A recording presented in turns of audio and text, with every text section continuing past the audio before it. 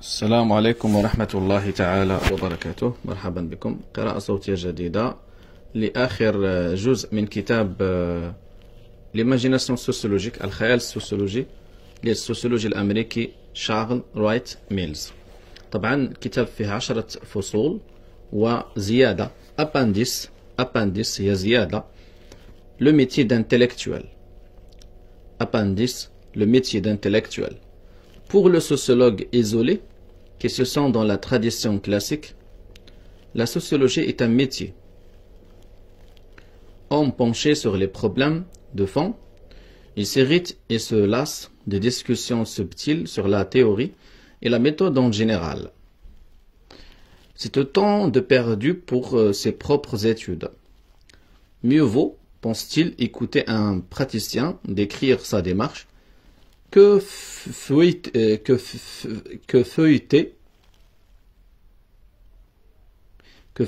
10 codes de procédure établis par des spécialistes qui n'ont jamais rien accompli d'important. Les échanges de procédures entre praticiens chevronnés sont seuls à même d'inculquer aux débutants le sens de la méthode et de la théorie. Je crois utile, par conséquent, d'exposer en détail les cheminements de mon métier. C'est nécessairement un exposé personnel, mais j'y mets l'espoir que d'autres, et surtout ceux qui se lancent dans le travail indépendant, tempéreront de leur propre expérience ce que ceci aura de trop particulier. Je vous rappellerai d'abord, à vous débutants, que les plus excellents penseurs qui vous ont précédés ne font qu'une mesure de leur vie et de leur travail. Ils respectent l'un et l'autre et ils enrichissent l'un par l'autre. Certes, si les hommes ont pour coutume de les séparer, c'est que leur travail est inconsistant. Mais vous avez compris que, homme d'études, vous avez une occasion sans pareille de vous ménager une vie qui favorisera l'amour du métier. Choisir le métier d'intellectuel, c'est opter pour un mode de vie autant que pour une carrière. Sans toujours le savoir, le travailleur intellectuel se fait lui-même à mesure qu'il chemine vers la perfection du métier. Pour faire éclore toutes ces richesses latentes, il se bâtit une personne où dominent essentiellement les qualités du bon ouvrier. Vous devez donc apprendre à utiliser, au profit du travail intellectuel, l'expérience acquise dans la vie. Vous devez sans cesse la scruter et l'interpréter. En ce sens, le métier est le centre de vous-même. Et vous entrez vous-même tout entier dans la moindre de vos créations intellectuelles. Vous avez une expérience, c'est-à-dire que votre passé ressurgit dans le présent, qu'il l'influence et qu'il circonscrit les limites de l'expérience à venir. Sociologue, vous avez pour tâche de régler ces interférences compliquées, de vous emparer de ce que vous vivez et de trier. C'est le seul moyen d'en faire le guide et la pierre de touche de votre pensée et d'acquérir du même coup le métier intellectuel. Mais comment y arriver? Faites des fiches. Les fiches sont au sociologue ce que les carnets sont à l'écrivain. Elles sont indispensables. Voilà donc pour le métier d'intellectuel, ou bien on va dire le métier d'un sociologue. Charles Wright Mills nous invite à faire des fiches de lecture.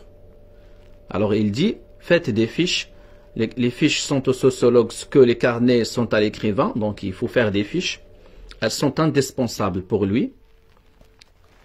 Dans ces fiches, vous classerez les expériences vécues et les activités professionnelles, les études en chantier et celles que vous envisagez de faire.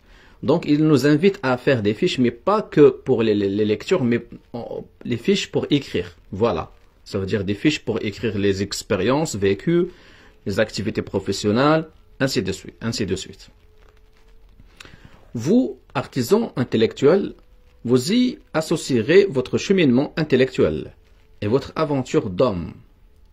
Vous ne craindrez pas de mettre à profit votre expérience et de la rattacher directement aux divers travaux en cours. Table de référence pour les travaux et à répétition. Vos fiches économisent votre énergie. Elles vous encouragent à saisir au vol les affleurements, ces idées qui viennent de partout, sous-produits de la vie quotidienne. Bribes de conversation sur le trottoir, rêves, etc. Voilà donc, pour lui, un intellectuel, pour Charles Wright Mills, c'est celui qui écrit des fiches. À chaque fois, il écrit, il essaye de saisir ses idées, de les écrire à chaque fois, et aussi ses expériences. Une fois couchées sur le papier, elles peuvent faire éclore une pensée plus réfléchie, ou bien prêter une pertinence intellectuelle à des expériences plus cherchées. Vous avez certainement remarqué de quel soin les penseurs expérimentés entourent leur esprit, avec quelle attention ils scrutent leur évolution et disposent de leur expérience. S'ils couvent précieusement la moindre expérience, c'est précisément qu'à l'heure actuelle, l'homme en vit un petit nombre et qu'elles sont indispensables à la création intellectuelle. L'ouvrier confirmé entretient à l'égard de son vécu un sentiment mêlé de confiance et de scepticisme. C'est à cela qu'on le reconnaît, je crois. Cette confiance ambiguë garantit l'originalité de l'entreprise intellectuelle, et ce sont les fiches qui vous y mèneront et qui la justifieront. En tenant vos fiches à jour et en vous astreignant à cet examen d'esprit, vous apprenez à entretenir un qui-vive intérieur. Quand des idées ou des événements vous secouent, essayez de les retenir par devers, vous de les ficher, d'en deviner les dessous, de vous convaincre de leur ineptie ou de chercher à les articuler de manière significative. Les fiches vous donnent également l'habitude d'écrire.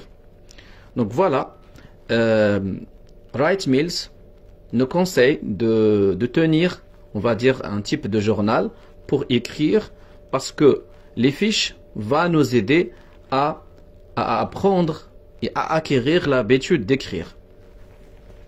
Vous risquez de vous rouiller si vous n'écrivez pas au moins toutes les semaines. En accumulant les fiches, vous pouvez faire l'expérience de l'écriture. Et comme on dit, perfectionnez vos dons d'expression. Faire des fiches, c'est se livrer à l'expérience dirigée. Le pire qui puisse arriver aux sociologues, c'est d'attendre pour coucher leurs attentions sur le papier, d'avoir à demander des subsides pour une recherche précise ou pour un projet, et de s'en tenir là. C'est uniquement lorsqu'il s'agit de fonds que l'on dresse des plans d'études et qu'on y apporte du soin. Pratique courante qu'on ne saurait trop déconseiller, il s'agit plus ou moins de vendre sa marchandise. Et, étant donné les espoirs qu'on veut faire naître, on risque de tomber dans le prétentieux, on dort la pilule. On enveloppe le projet dans une forme arbitraire, bien avant terme. C'est souvent le moyen de faire une affaire, destinée à drainer de l'argent pour des fins qui peuvent être avouables, mais dont la recherche proposée n'est que le prétexte. Le praticien devrait régulièrement dresser l'état de ses problèmes et de ses projets. Un sociologue débutant doit y réfléchir, mais on ne peut pas trop lui demander et il ne peut pas non plus s'y astreindre. En tout cas, il n'est pas question qu'il se fasse l'esclave d'un projet. Ce qu'il a de mieux à faire, c'est d'élaborer sa thèse, qui se trouve être généralement le premier travail important de sa carrière d'indépendant. C'est seulement à mi-chemin ou un peu avant que ce travail de révision a des chances de porter ses fruits et éventuellement d'intéresser les autres. Tout praticien bien avancé dans son travail devrait toujours avoir à se dire par où commencer. Tant il a de projets, c'est-à-dire d'idées, qu'il mette de côté quelques fiches pour les grands ordres du jour, il les réécrit sans cesse, pour lui, peut-être aussi pour en parler avec des amis. De même, de temps en temps, il se relie soigneusement avec esprit critique, parfois aussi d'un mouvement nonchalant.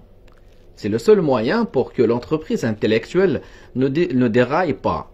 Il faut que les sociologues se communiquent leurs états problématiques respectifs. En toute simplicité, c'est comme cela qu'ils pourront formuler les problèmes fondamentaux de la sociologie. Dans une libre république intellectuelle, il ne doit pas y avoir de problématiques à l'emporte-pièce. Les citoyens doivent se rencontrer et discuter de leur travail à venir. Le travail du sociologue devrait donner lieu à 3 catégories d'interludes: problème, méthode, théorie. Et ces interludes devraient lui faire retrouver son travail et issu du travail en cours, lui servir en retour de guide. Ce sont des interludes qui justifient l'existence d'une association professionnelle.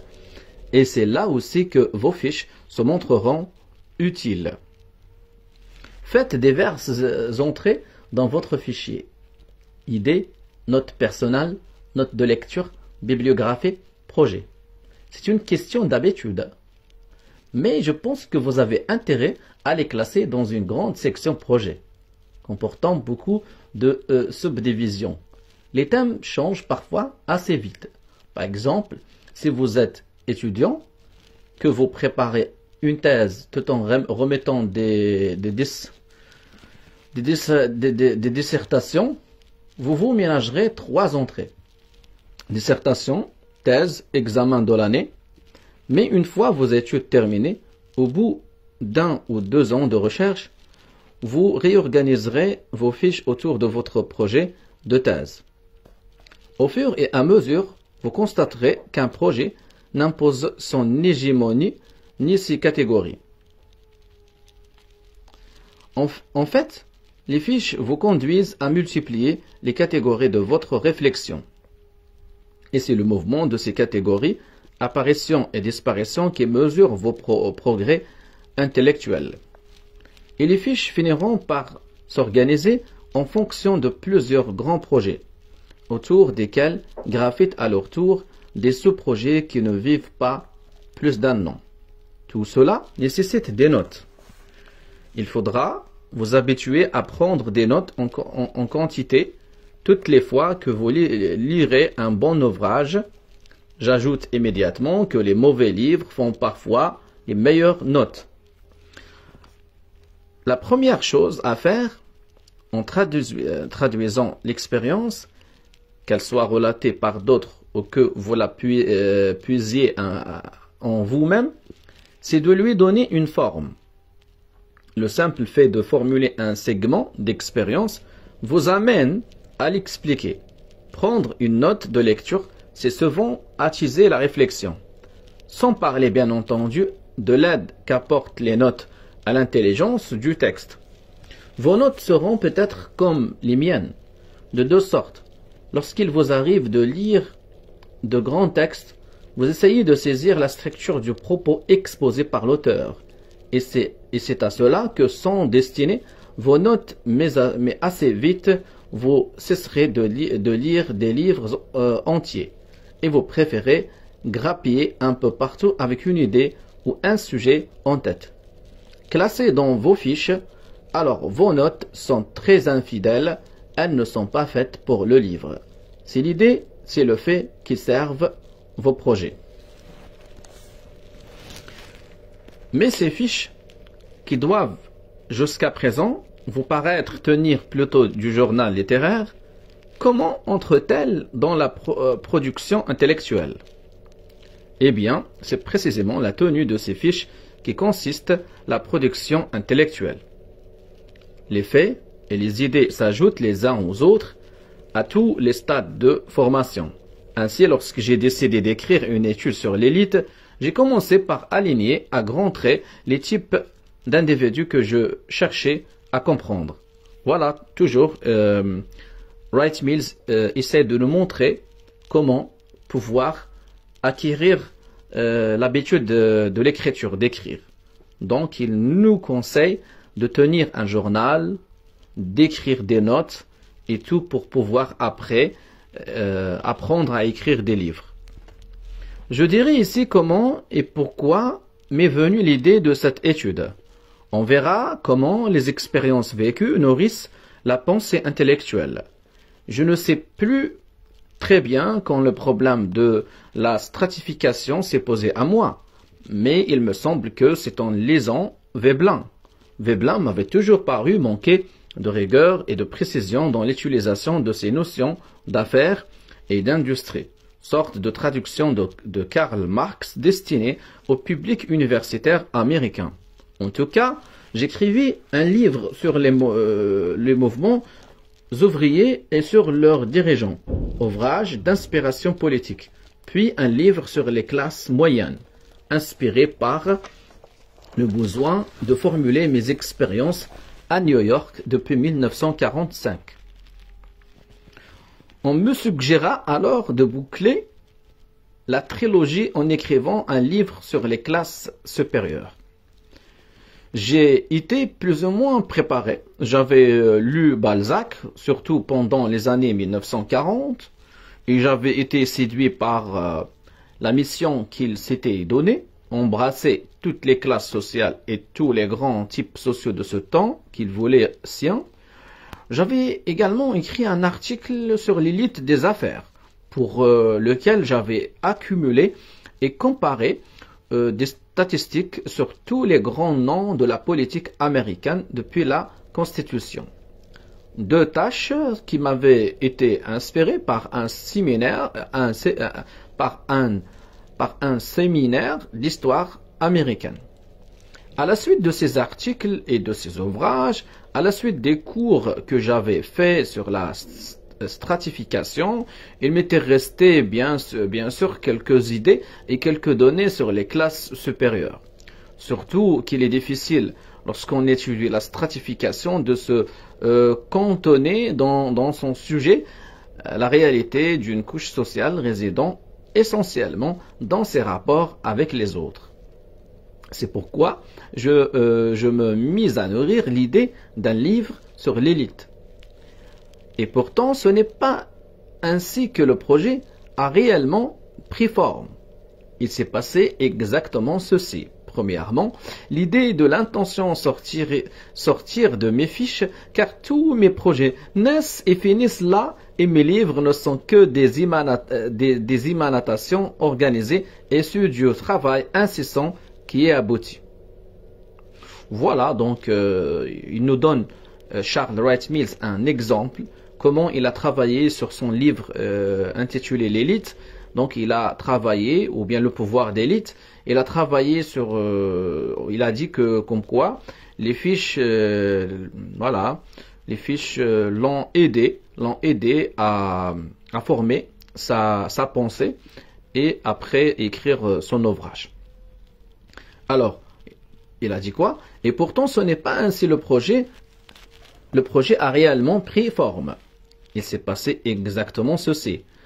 Premièrement, l'idée et l'attention sortir de mes fiches, car tous mes projets naissent et finissent là, et mes livres ne sont que des émanations organisées, issues du travail incessant qui y aboutit.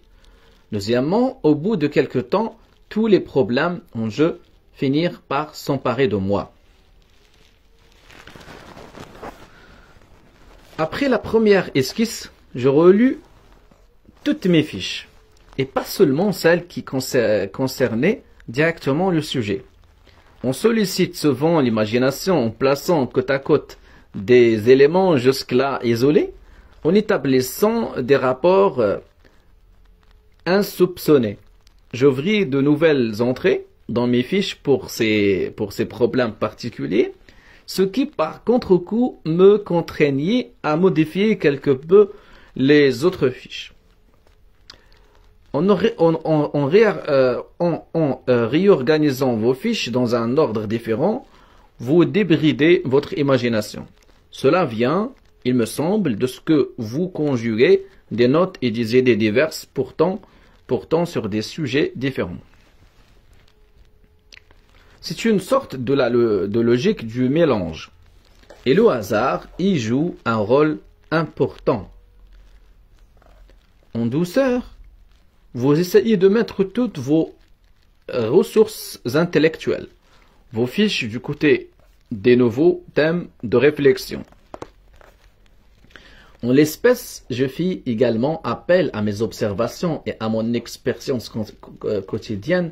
Je réfléchis d'abord sur les expériences qui avaient trait aux problèmes de l'élite, puis j'allais trouver ceux qui me semblaient avoir vécu ou avoir envisagé ces problèmes. En fait, j'englobais ensuite plusieurs catégories de gens.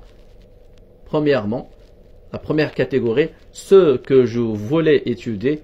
La deuxième catégorie, ceux qui les touchaient de près. Et la troisième catégorie, ceux qui avaient à les connaître de par leur profession. Je ne connais pas toutes les conditions sociales nécessaires au bon travail intellectuel, mais il en est une, c'est bien de s'entourer de gens disposés à écouter et à bavarder. Il arrive parfois qu'il faille les inventer. En tout cas, je me plonge dans un bain intellectuel et social pertinent qui me permette de bien penser mon travail. C'est à quoi visaient les remarques précédentes touchant à l'union nécessaire de la vie intellectuelle et de la vie privée. Le bon travail sociologique ne saurait consister en une seule recherche empirique bien délimitée. إذن يعني فقط يعني بين قوسين سوف أضيف شرح باللغة العربية. ففي هذا الجزء يتحدث رايت ميلز عن مهنة المثقف الانتلكتوال، وبالضبط يتحدث عن السوسيولوجي، ويقول بأن السوسيولوجي إذا أراد أن يتميز ويكتب فعليه أن يعني مثلا أن يكتب في مثلا أوراق، أو يأخذ مثلا أن يعني يكون متعود على الكتابة، كتابة تجاربه، أشياء تمر في حياته، مثلا كتابة أفكار يعني يأخذها من كتب إلى آخره، مجموعة من الأشياء.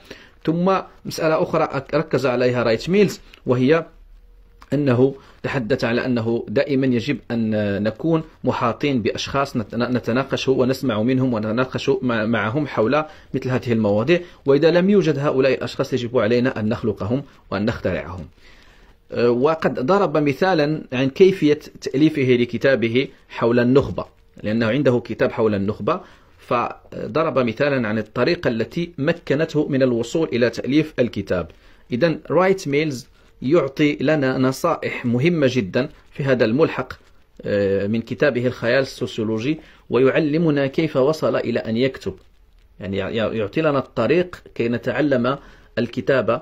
فهو يقول بأنما إذا كنت متعودا على الكتابة، مثلا يكون لديك يعني مثلا مذكرة وكذا وتكتب دائما تكتب، يقول لك بأنه سوف تستطيع أن تكتسب الأسلوب والأفكار أيضا في كل تجربة تعيشها تكتب عنها، أو يعني تكتب عن مجموعة من الكتب التي قرأتها إلى آخره، ملخصات. كل هذا يساعدك في بناء الفكر، وبالتالي تستطيع أن تؤلف يعني كل الكتب بطريقة جيدة. Le bon travail sociologique ne saurait consister en une seule recherche empirique bien délimitée. مثلا قال بأنه العمل السوسيولوجي الجيد ليس هو ذلك العمل يعني تقني تقوم بدراسة ميدانية وتأتي ليس هو العمل السوسيولوجي بالنسبة له الجيد.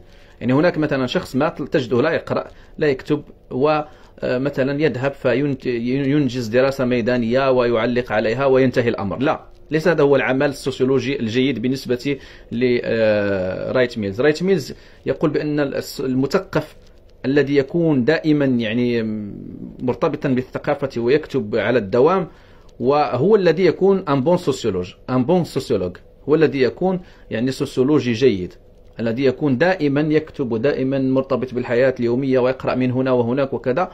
فهذا هو السوسيولوجي الذي فعلا يكون سوسيولوجيا جيدا بالنسبة لرايت ميلز، وليس فقط ذلك الذي يقوم بإنجاز بحث ثم ينتهي أمره. Il faut au contraire bon nombre d'études particulières qui, au moment cruciaux, lancent des formules générales sur la forme et la direction du sujet. Aussi, ne peut-on déterminer ces grands moments avant d'avoir remanié les matériaux existants et d'avoir élaboré les grands postulats. Or, parmi ces matériaux existants, j'en trouvais 3 dans mes fiches qui avaient trait à mon étude sur l'élite. toujours هنا رايت ميلز يشرح طريقة يعني كيف كتب كتابه ليليت. يعني ربما كتابه اسمه The Power of Elite أو على كل يعني ليليت والسلطة ولا بحال هكذا. كتابه على النخبة النخبة والسلطة ولا القوة. كتابه حول النخبة. Or, parmi ces matériaux existants, j'en trouvais 3 dans mes fiches qui avaient trait à mon étude sur l'élite, des théories directement pertinentes, des preuves déjà amoncelées par d'autres à l'appui de ces théories-là, enfin, des matériaux déjà recueillis. J'en trouvais 3 dans mes fiches qui avaient trait à mon étude sur l'élite, des théories directement pertinentes, des preuves déjà amoncelées par d'autres à l'appui de ces théories-là, enfin, des matériaux déjà recueillis, et en voie de centralisation, mais dont la pertinence n'avait pas encore été établie. Je commence par esquisser une théorie à l'aide de ces matériaux existants. C'est ensuite seulement que je peux situer convenablement mes affirmations cardinales, mes intuitions et concevoir les recherches qui permettront de les contrôler. Ce ne sera pas forcément nécessaire, quoique je sache pertinemment quoique je sache pertinemment que j'aurai plus tard à faire la navette entre les matériaux existants et ma recherche personnelle. Tout énoncé final doit non seulement inclure toutes les données, dans la mesure où je les connais et peux y accéder, mais faire place aux théories dont on dispose, soit sur le mode positif, soit sur le mode négatif. Il suffit parfois de mettre l'idée en présence d'un fait qui l'étaye ou la ruine. Il faut parfois pousser assez loin l'analyse ou apporter des réserves assez circonstanciées. فلماذا يعني يطلب منا رايت ميلز أن نكتب دائما نكتب يعني بعض التجارب التي على علاقة بالسوسيولوجيا، بعض الملاحظات، بعض الأشياء كتب مثلا نأخذ منها ونكتب نقد أو نكتب مثلا ملخصات. لماذا؟ يقول لك لأنه عندما تريد أن تكتب في موضوع ما ستجد أن لديك معطيات متوفرة. إذا يعني كنت قرأت العديد من الكتب وكتبت ملخصات وأشياء ستجد أشياء موجودة، ثم عندما تبحث سوف يعني تبحث وتضيف أمور أخرى، ولكن تكون عندك منطلقات. Il arrive que je puisse classer les théories comme autant d'opinions possibles et les laisser organiser le problème à leur gré. Mais parfois aussi je laisse apparaître les théories uniquement dans l'ordre que j'ai choisi et dans des contextes variés. En tout cas, dans l'ouvrage sur l'élite, j'accueillis les travaux de Mosca, Schumpeter, Veblen, Laswell, Michel, Weber et Pareto. هنا مثلا ذكر مثال أنه مثلا بالنسبة لعمله حول يعني النخبة، كتابه حول النخبة، فيعني كان يستعين بأعمال موسكا، أعمال شامبيتر، أعمال فيبلان، أعمال لاسويل، أعمال ميشيل، أعمال فيبر، ماكس فيبر وكذلك باريتو. On trouve chez ces auteurs 3 sortes d'énoncés. Chez les uns, il suffit de répéter systématiquement ce qu'ils disent sur certains points particuliers ou bien d'ensemble. B. Chez d'autres, vous acceptez ou vous réfutez en donnant vos raisons et vos arguments. C. D'autres, enfin, vous fournissent des idées pour vos propres projets. Il faut donc s'attaquer à un point particulier et se demander quelle tournure lui donner pour pouvoir le mettre à l'épreuve et comment l'éprouver. Ensuite, comment l'utiliser comme point de départ, comment l'orienter de manière à donner de la pertinence aux détails descriptifs qui en émanent. C'est en manipulant ces idées existantes que vous vous sentez le continuateur d'une ligne déjà tracée. Voici 2 extraits de notes préliminaires sur Mosca qui illustrent assez bien ce que j'essaie de décrire. Voilà, maintenant là, comment dire, Charles Wright Mills, il va nous donner un exemple de ses notes. Par exemple, une note sur Mosca. يعني سوف يعطي لنا شارل رايت ميلز مثال لبعض الأشياء التي كان دونها مثلا حول موسكا. يعني تدوينات يعني كان يدونها يعني في كتاب يعني في مذكرته. مثلا يقول على سويت يعني في هذه دي نوت يعني في المذكرة تدوينات. À la suite de ces anecdotes historiques, Mosca étaye sa thèse à l'aide de cette affirmation. C'est le pouvoir de l'organisation qui permet aux minorités de toujours diriger. Il y a des minorités organisées et elles commandent aux hommes et aux choses. Il y a des majorités inorganisées et ce sont elles qui sont commandées. Mais pourquoi ne pas envisager premièrement, ou bien 1, la minorité organisée, 2, la majorité organisée, 3, la minorité inorganisée, 4, la majorité inorganisée. Voilà qui mérite une analyse fouillée. Tout d'abord, que veut dire organiser? Mosca entend par là, je crois, capable d'accomplir des actions et de suivre des lignes de conduite plus ou moins contenues et coordonnées. Si oui, sa thèse est juste par définition. Il ajouterait sans doute qu'une majorité organisée est impossible parce que de nouveaux chefs, de nouvelles élites prendraient la tête de ces organisations majoritaires. Et il entend les classer dans ce qu'il appelle la classe dirigeante. Il les appelle les minorités directrices, ce qui est un peu faible auprès de sa grande affirmation.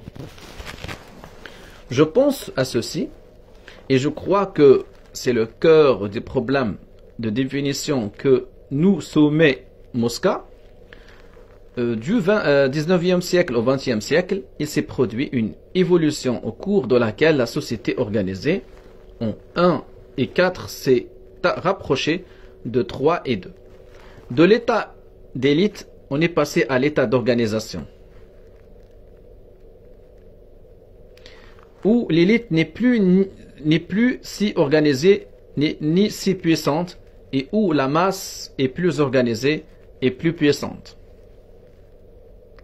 La rue s'est acquis du pouvoir, et toutes les structures sociales ainsi que leurs élites ont pivoté tout autour. Et quel secteur de la classe dirigeante est plus organisé que l'alliance rurale? Ce n'est pas une question de pure forme. Je ne sais pas y répondre pour le moment. C'est une affaire de degrés. Tout ce que je veux, c'est tirer la chose au clair. Mosca a une idée qui me paraît excellente. يعني لاحظوا أنه دائما في التدوين أو في مذكراته عندما كان يدون كان يقرأ كتاب موسكا كان يقدم تعليقات. فالآن هذه مثال لما كان يدونه.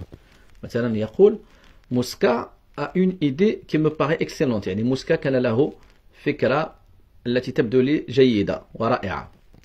et qu'on devrait exploiter والتي يجب علينا استغلالها. هذه يعني في إطار مذكرة كان يكتب هذه التعليقات. Charles Wright Mills. La classe dirigeante comporterait une clique supérieure et une seconde couche plus étendue. La classe dirigeante comporterait une clique supérieure et une seconde couche plus étendue, avec laquelle A. Le sommet entretient des contacts étroits et incessants, et dont B. Il partage les idées et sentiments, et par conséquent estime-t-il les lignes de conduite. Page 430. Essayez de voir si, en d'autres endroits de l'ouvrage, il établit d'autres rapports.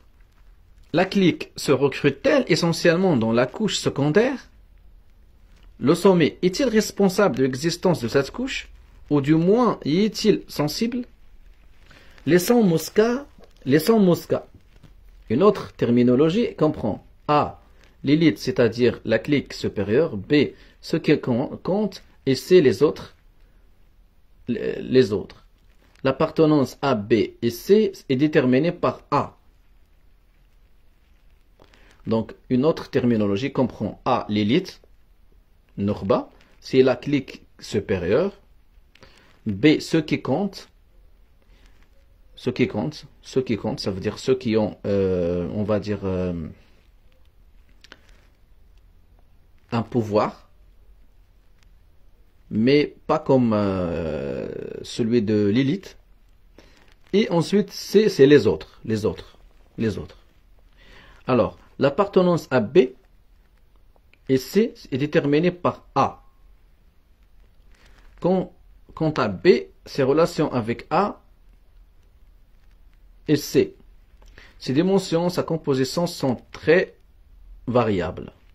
À propos, quelle est l'étendue des variations relationnelles entre B et A, entre B et C? Voir Mosca creuser ce point par une analyse systématique.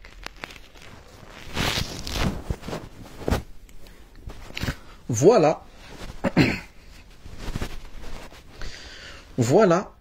qui me permet d'envisager plus nettement les différentes élites, qui sont élites en fonction des dimensions de la stratification, et aussi de retrouver plus nettement les distinctions que fait Pareto entre élites gouvernantes et élites non gouvernantes, de manière moins formelle.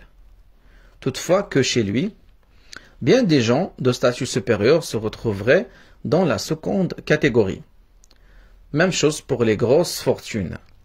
Clique ou élite aurait trait, selon les cas, au pouvoir ou à l'autorité. L'élite ici voudrait toujours dire l'élite du pouvoir. Les autres catégories supérieures seraient alors désignées par les classes supérieures ou par les hautes sphères. On pourrait rapprocher cela de deux grands problèmes. La structure de l'élite, les rapports conceptuels, plus tard peut-être, les rapports réels entre théorie de la stratification et théorie des élites, à chercher. Du point de vue du pouvoir, il est plus simple pour nous de choisir ceux qui comptent que ceux qui dirigent. Pour les premiers, on isole les niveaux supérieurs sous forme d'un agrégat assez inconsistant et on se fonde sur la position sociale. Mais pour les seconds, il faut montrer dans le détail comment ils exercent le pouvoir et comment ils sont liés aux instruments sociaux par le truchement desquels ils s'exercent. Il s'agit davantage de personnes que de possession, ou du moins faut-il faire plus de place aux personnes.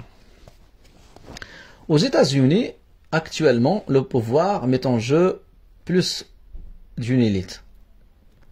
Comment juger la position relative occupée par ces différentes élites?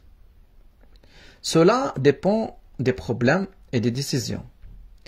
Une élite voit l'autre parmi ceux qui comptent. Reconnaissance mutuelle au sein de l'élite que les autres comptent. D'une façon ou d'une autre, on se considère réciproquement comme des gens importants. Projet: choisir 3 ou 4 décisions cruciales des 10 dernières années. Lâcher de la bombe atomique, augmentation ou diminution de la production d'acier, grève de 1945 à la General Motors, et chercher à déterminer par le détail le personnel qui a pris par utiliser la décision et les prises de décision pour accrocher un entretien. Donc voilà. Donc c'était une note sur les élites notée par Charles Wright Mills. Donc Charles Wright Mills nous invite à noter à faire des fiches pour être un bon sociologue. 3. Il arrive un moment dans votre travail où vous en avez fini avec les livres. Vous avez tout fiché et noté. Et dans les marges de ces notes, dans d'autres fiches sont consignées des idées de recherche empirique. Je n'aime pas faire du travail empirique si je peux m'en passer. Quand on n'a pas de personnel, c'est bien du ceci. Quand on en a, c'est davantage de ceci encore. Étant donné la condition intellectuelle des sciences sociales aujourd'hui, il y a tant à faire dans le domaine de la structuration initiale, le mot servira pour le besoin de la cause, que la recherche empirique est nécessairement pauvre et sans intérêt. Ce n'est qu'un exercice formel pour débutants et parfois une utile occupation pour ceux qui ne sont pas en mesure d'aborder les problèmes de fond plus difficiles. La recherche empirique en soi n'a pas plus de vertu que la lecture en soi. يقول رايت ميلز بأن la recherche empirique, البحث الإمبيريقي ليس له فضائل في ذاته كما أن القراءة ليس لها فضائل في ذاتها. Le but de l'enquête empirique est de résoudre les désaccords et les incertitudes sur les faits et de donner aux discussions un résultat plus fécond en asseyant plus solidement les parties en présence. Les faits disciplinent la raison, mais la raison est toujours aux avant-postes du savoir. Même si vous n'avez jamais l'argent nécessaire pour mener à bien vos projets d'études empiriques, il faut pourtant que vous continuiez à projeter, car cela fait, même si vous n'exécutez pas, vous êtes amené à chercher de nouvelles données qui pourront à l'occasion se révéler pertinentes dans la poursuite de vos problèmes. De même qu'il est stupide de se lancer dans une enquête de terrain lorsque la réponse est écrite dans les livres. De même, il est stupide de penser qu'on a épuisé les livres si on ne les a pas traduits en études empiriques appropriées, c'est-à-dire en question de faits.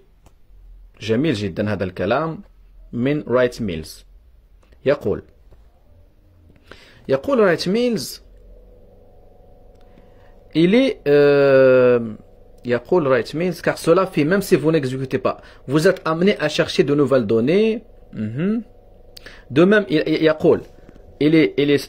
de même qu'il est stupide de se lancer dans une enquête de terrain lorsque la réponse est écrite dans les livres. يقول بأنما إذا أردنا أن ندرس شيء ما في الميدان يعني مثلا الناس درسوه والموجود الإجابة عنه في الكتب فيكون من الغباء أن نقوم بدراسة ميدانية أجاب الناس عنها وموجودة في الكتب.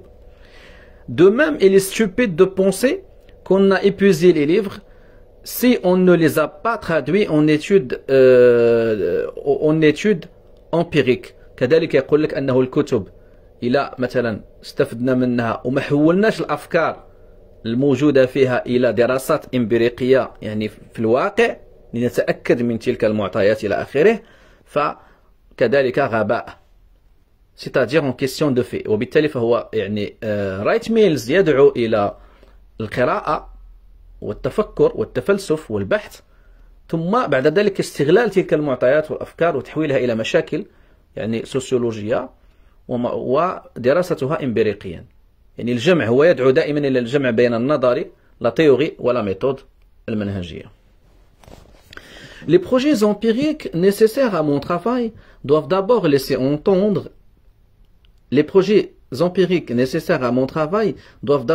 entendre qu'ils sont bien conformes aux exigences du premier brouillon que j'ai décrite plus haut. Ils doivent l'asseoir dans sa forme originale ou bien le forcer à se modifier. عجيب. يقول بأنما الدراسات الإمبريقية التي أقوم بها هي التي سوف يعني تساعدني على تطوير حتى يعني الملاحظات والتدوينات التي أكتبها. يعني تكون مجموعة من الأفكار تكتبها مع الدراسة الميدانية، تستطيع أن تعدل تلك الأفكار التي دونتها في المذكرة إلى آخره. Or, pour employer une formule plus prétentieuse, ils doivent être signifiants pour les constructions théoriques. Ensuite, les projets doivent être efficaces, bien tournés et si possible ingénieux. J'entends par là qu'ils devront fournir le maximum de renseignements pour le minimum de temps et d'efforts. يعني هو كيقول بأن الدراسات الإمبريقية يجب أن تكون يعني هادفة ولها علاقة بالنظرية والتساؤلات، إذن ثم يعني تكون يعني تستخرج معطيات كثيرة ومهمة بوقت أقل وجهد أقل. يعني يجب أن يكون هناك ذكاء واستراتيجية في التعامل مع الميدان. Mais comment faire? Il faut poser les problèmes de manière à laisser au seul raisonnement. Mais comment faire? Il faut poser les problèmes de manière à laisser au seul raisonnement le soin d'en résoudre la plus grande partie possible. Par le moyen du raisonnement, إذن يقول كيف نفعل ذلك؟ إذن رايت ميلز يقول il faut poser les problèmes de manière à laisser au seul raisonnement le soin d'en résoudre la plus grande partie possible. يقول بأنه حتى في التعامل مع الميدان والدراسات الإمبريقية يجب أن يكون هناك يعني تفكر le raisonnement استخدام العقل.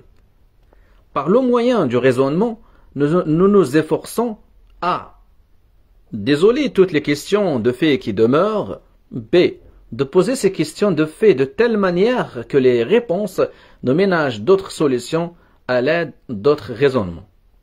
إذن le raisonnement تفكر التفلسف بطبيعة الحال سيؤدي بالإنسان أنه يستغل معطيات الواقع الإمبريقي ويتساءل إلى آخره إلى آخره. إذن لا بد من الجانب الفكري التعامل مع الواقع الإمبريقي لمن يريد أن يكون سوسيولوجيا أو سوسيولوجيا جيدا بحسب تعبير Wright Mills, le bon sociologue ou bien la bonne sociologie. Pour affronter les problèmes de cette façon, il faut passer par 4 étapes. Mais mieux vaut les refaire plusieurs fois de suite que s'attarder indûment auprès de l'une d'entre elles. إذن هناك يقترح 4 مراحل. Ce sont 1 ou bien la première étape, les éléments de la définition auxquels connaissent le sujet, le problème ou le champ de recherche, vous estimez qu'il faudra faire place. 2, étape 2, les rapports logiques qui unissent ces éléments et ces définitions, la construction de ces petits modèles préliminaires offre d'ailleurs à l'imagination sociologique une excellente occasion de se manifester. 3. Étape 3, élimination d'idées fausses dues à l'omission d'éléments indispensables, à des définitions terminologiques impropres ou obscures, à l'importance injustifiée qu'on aura accordée à certains éléments et à leurs extensions logiques. 4, étape 4, énoncer sans cesse repris des questions de fait qui demeurent. La troisième opération est indispensable, mais souvent négligée. La conscience du problème, telle qu'elle est ressentie par les gens, sur le mode de l'enjeu et de l'épreuve, doit être prise en considération. Elle fait partie du problème. Les formules des chercheurs doivent faire l'objet d'un examen attentif. Tantôt on les rejettera, tantôt on les utilisera dans la reformulation. Avant de déterminer les études empiriques nécessaires à mon propos, je commençais par esquisser un projet de grande envergure où diverses études restreintes se mirent à apparaître. Je cite à nouveau mes fiches. إذن من جديد رايت ميلز سوف يعني يعطي لنا بعض الكتابات من تدويناته ومن مذكراته لكي يشرح لنا كيف يشتغل كسوسيولوجي كمثقف. إذن لأنه هو في بداية هذا الفصل اللي هو فصل زائد يعني الكتاب زيادة، فهو يشرح يعني مهنة المثقف وبالتالي يقول لك بأن التدوين يعني لي فيش أنه التدوين ومذكرات مهمة جدا في عمل المثقف. إذن هو الآن سيعطي مثال آخر. Un autre exemple de ces notes. Alors, je ne suis pas encore ça donc هذا موجودة في المذكرة ديالو في les notes. Je ne suis pas encore à même d'étudier les hautes sphères en général, d'une manière systématique et empirique. Aussi, j'avance quelques définitions et quelques procédures, une sorte de projet idéal pour cette étude. Après quoi, je peux, premièrement, rassembler les matériaux existants qui approchent de cette étude. Deuxièmement, envisager comment rassembler les matériaux étant donné les modèles existants qui satisfont ces exigences aux points cruciaux. Et troisièmement, préciser les recherches empiriques à grande échelle qui se révéleront nécessaires à la fin. Les hautes sphères doivent évidemment être définies systématiquement en fonction de variables spécifiques. Formellement, et c'est plus ou moins la méthode de Pareto, il s'agit des gens qui possèdent le plus dans une valeur donnée ou dans un ensemble de valeurs. Deux questions se posent alors. Quelle variable vais-je choisir pour critère et que dois-je entendre par le plus?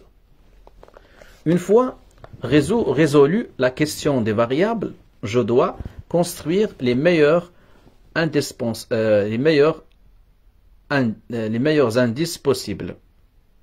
إذن هنا شارل رايت ميلز يعني كيتكلم كيقول سوف أقوم بهذا العمل، سوف عندما أحل هذه المشكلة سوف أدرس هذه، يعني يكتب عن منهجيته، لأنه في مذكراته فهو يشرح كيف كان يشرح عمله، لا يشتغل هكذا وإنما يكتب سوف أقوم بهذه الأشياء يعني يكتب.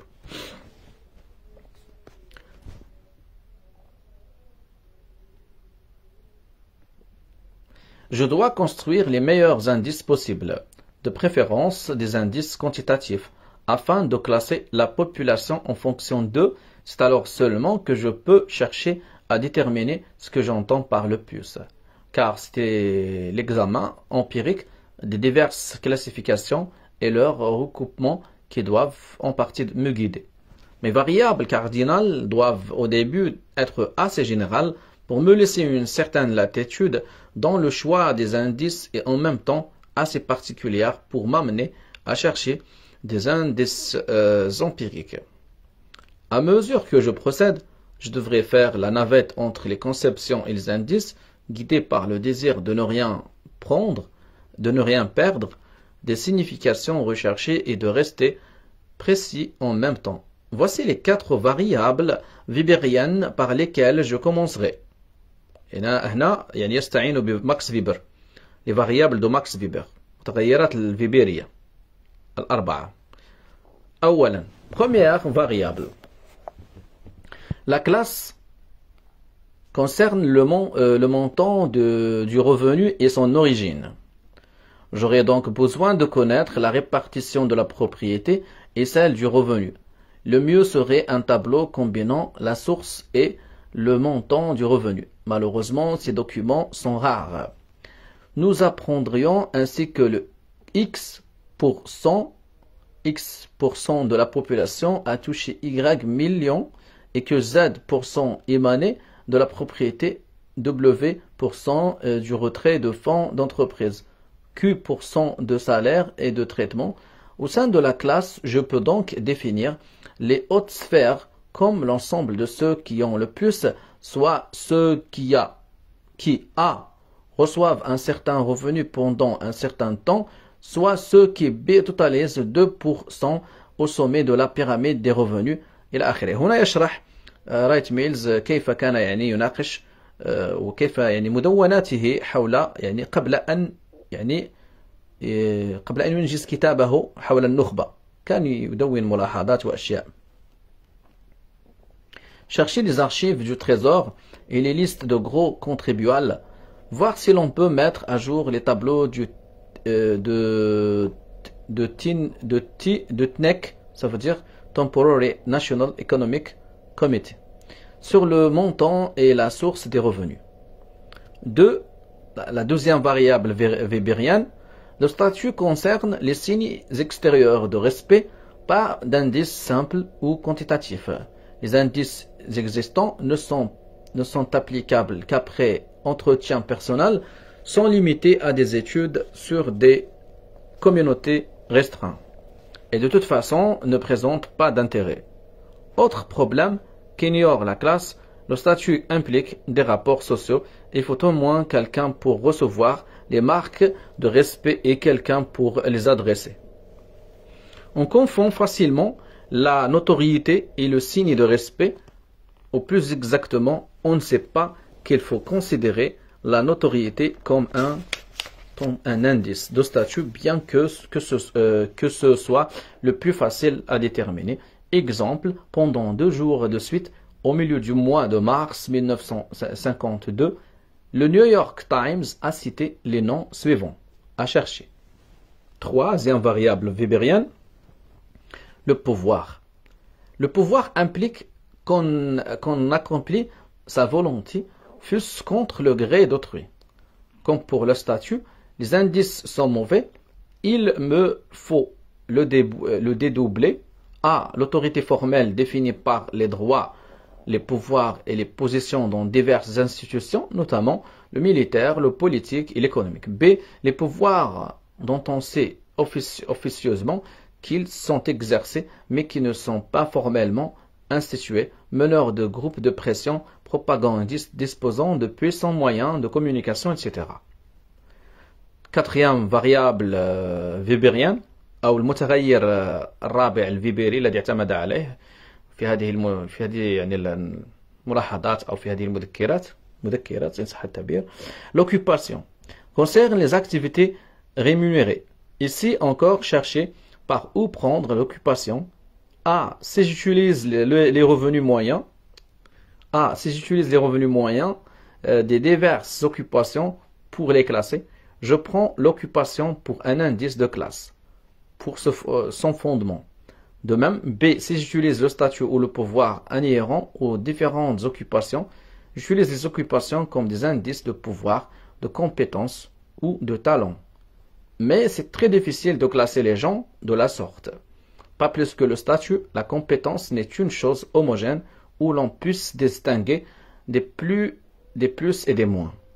Ce qu'on a trouvé, généralement, c'est de mesurer le temps nécessaire pour acquérir les diverses compétences, et peut-être faudra-t-il s'en contenter, bien que j'espère trouver mieux. Tels sont les problèmes que j'aurai à résoudre pour définir les hautes sphères de façon analytique et empirique, fonction de ces 4 variables cardinales. Pour les besoins de la cause, supposons que je leur ai trouvé des solutions satisfaisantes et qu'elle m'ait toutes 4 permis de classer la population. J'aurai donc 4 types de gens, les grands par la classe, par le statut, par le pouvoir et par la compétence. Supposons en outre que j'ai isolé les 2% du haut dans chacun des 4 secteurs, les autres sphères. Je pose alors la question suivante que je suis à même de résoudre empiriquement. Ces 4 classifications se recoupent-elles et dans quelle proportion? On peut poser la simple abaque suivante. Plus est égal 2% du haut et moins est égal 98% du bas. Donc là, Charles Wright Mills, il a cité un diagramme. Il explique le pouvoir, la compétence, le statut, etc.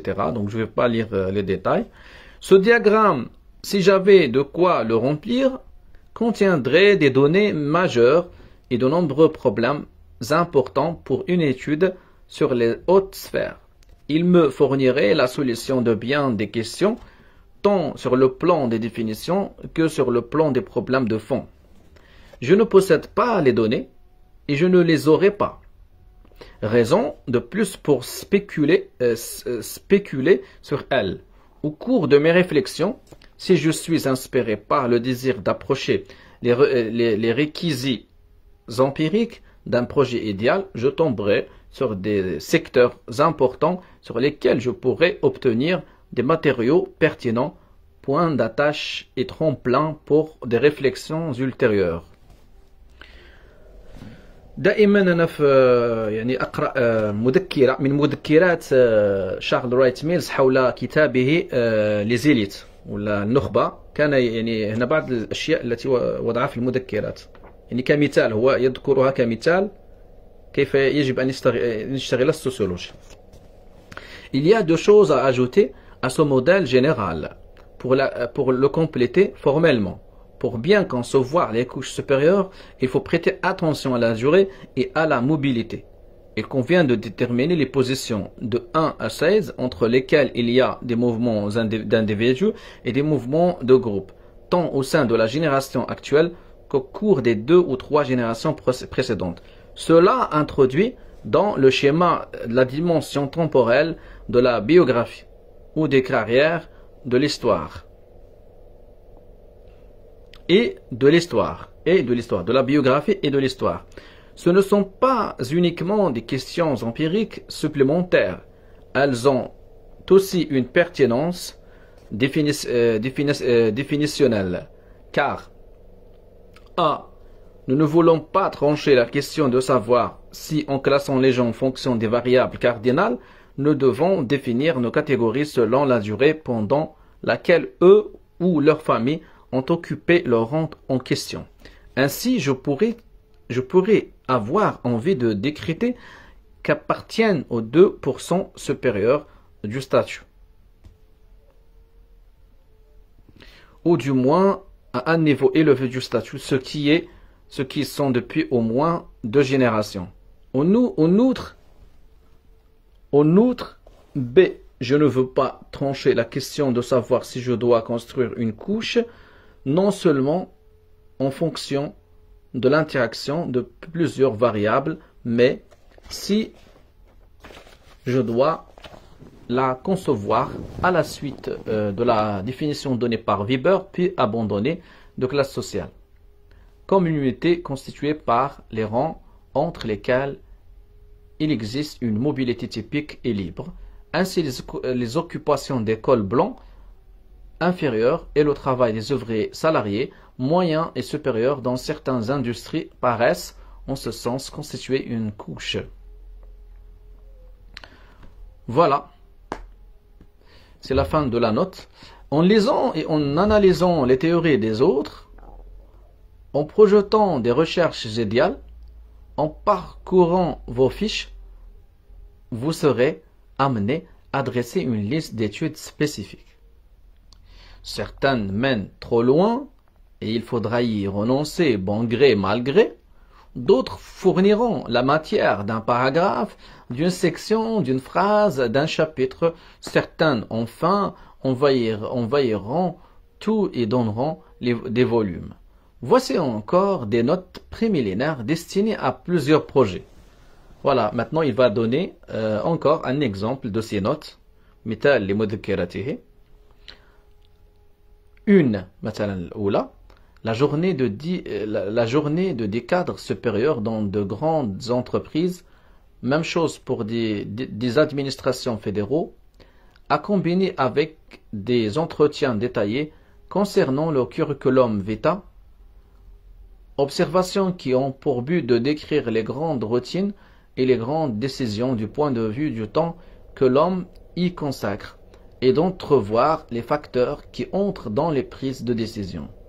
La procédure variera selon la bonne volonté du sujet, mais théoriquement, elle doit comprendre d'abord des entretiens qui fassent apparaître le curriculum vitae et la situation actuelle de l'intéressé, ensuite des observations sur sa journée de travail, notées sur le vif, pas à pas, dans son bureau même, enfin un entretien assez long, le soir même, ou bien le lendemain, où nous récapitulerons ce qu'il a fait en essayant de sonder les démarches subjectives dont nous avons observé les manifestations externes dans la conduite. 2. Analyse des fins de semaine de la classe supérieur. On observera de très près et on suivra pas à pas les routines grâce à des entretiens avec le sujet et les autres membres de la famille. Le lundi suivant. Pour ces deux projets, j'ai assez bon contact et avec un peu de savoir-faire, on peut compter qu'ils en appelleront d'autres.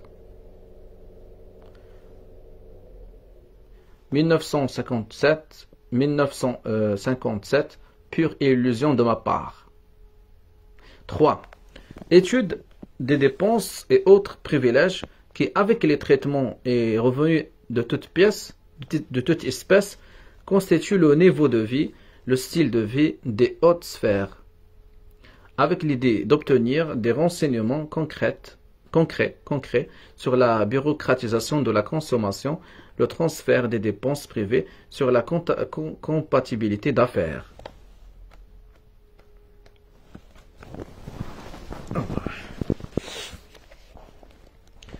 Quatre.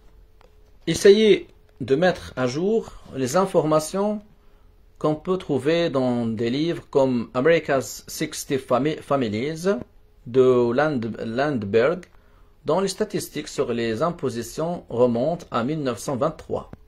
5. Rassembler et systématiser, d'après les archives du Trésor et autres sources gouvernementales, la répartition des différents types de propriétés privées selon leur montant. 6. Une étude sur la carrière des présidents, des ministres et de tous les membres de la Cour suprême. Je possède d'ores et déjà les renseignements sur fiche IBM pour la période qui va de la Constitution jusqu'au second mandat de Truman, mais je veux développer les items et relire l'ensemble. J'ai à peu près 35 projets de cette sorte. Exemple, comparaison entre les sommes d'argent dépensées au cours des élections de 1896 et de 1952, comparaison entre Morgan en 1910 et Kaiser en 1950, documents concrets sur la carrière des amiraux et généraux, mais à mesure qu'on procède, il faut tenir compte de ces possibilités. Après avoir esquissé ces projets, j'entrepris de lire des ouvrages d'histoire et sur les groupes supérieurs en prenant des notes à la volée sans les ficher et en interprétant mes lectures. Il n'est pas vraiment nécessaire d'étudier un sujet sur lequel vous travaillez parce qu'une fois que vous y êtes, il est partout. Vous devenez sensible à ces thèmes, vous les voyez et les entendez dans tout ce que vous vivez, et surtout à ce qu'il vous semble là où ils n'ont que faire. Il n'est pas jusqu'aux mass médias, notamment les mauvais films, les romans de 4 sous, les illustrés et les émissions de nuit qui vous apparaissent sous un jour nouveau. Mais, direz-vous, comment les idées vous viennent-elles? Comment presser l'imagination de rassembler faits et images, de rendre les images pertinentes et donner un sens aux faits? Je ne le sais pas très bien. Tout ce que je peux faire, c'est évoquer les conditions générales et les techniques simples qui permettent d'accrocher les idées. رايت ميلز يقول ربما يقول في كلامه ربما أنتم تتساءلون كيف تأتيني الأفكار وكيف يأتيني الخيال إلى آخره.